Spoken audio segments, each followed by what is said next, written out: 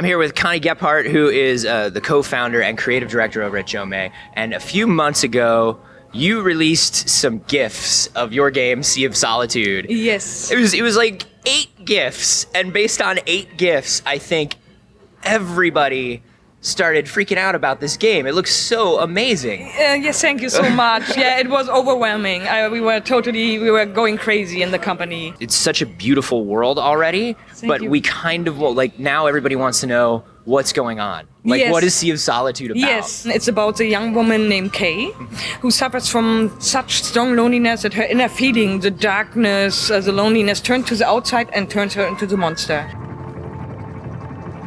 The story is about finding out what happened to her and how to turn her back into a human being. It's like an almost completely empty world except for some few other monsters living in this almost flooded city. Are we avoiding these monsters? Are we seeking these monsters out? What is our relationship with them? They are helping Kay in the end to find out what happened to her, to first finding out what happened to them. Okay. Because they are also in the core humans that suffer from different kind of loneliness. Every monster had a certain weather type around them, which you can see already from far away. Like when you're on the ocean driving with your boat, you see far in the distance, for example, a wall of fog or a wall of rain. So you know where to go, yes. And when you get close to them, you can actually go inside this weather type and the whole scenery is changing. Like, for example, also the boat itself carries a weather. The sunny weather is connected to the boat, to Kay's boat. Okay. And when you swim outside of the sunny weather, the danger of the environment change. You can affect the whole water level and you can rise it and lower it, and it's connected to the feelings of Kay and or the monsters.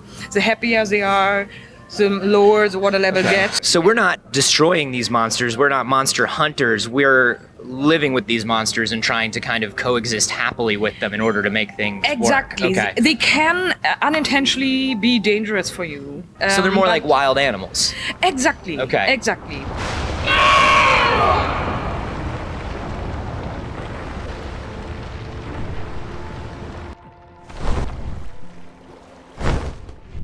But the core is to find out through buried memories which are laying on the water, on the ground of the ocean, to find out what happened to these monsters, and they are somehow connected to you. So you also find out what happens to you, what happened to Kay. I love this because this is such an exploration-based game, and it feels like you're making such a grounded world. I definitely get that feeling where it's more about interacting with the environment than it is about, you know, there are these big moments of kind of confrontation or interaction. Well, we have it. Yeah. We are still early in the production, and I don't want to spoil everything by now, but we have interaction with the monsters. They help you to progress, and they can also stop you unintentionally from progressing. But it's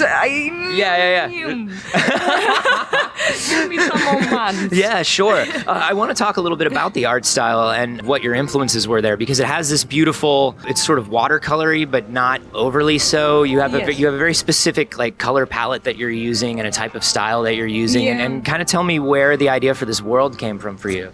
Yeah, I'm originally a comic artist, and I really am into like mangas and the Japanese art, and I fell in love with Ghibli, and I also love like all the Japanese games, like Silent Hill and all these creepy games also. So all these mixtures, because we have this happy scenery, like the sunny weather, but we also have like creepy parts. Yeah. It will be like a mixture between Ghibli and Silent Hill, art-wise, but also from the feeling. Oh man, I love that. That's so good.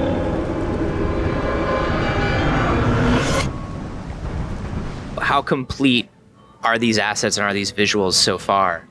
They are work in progress. Yeah.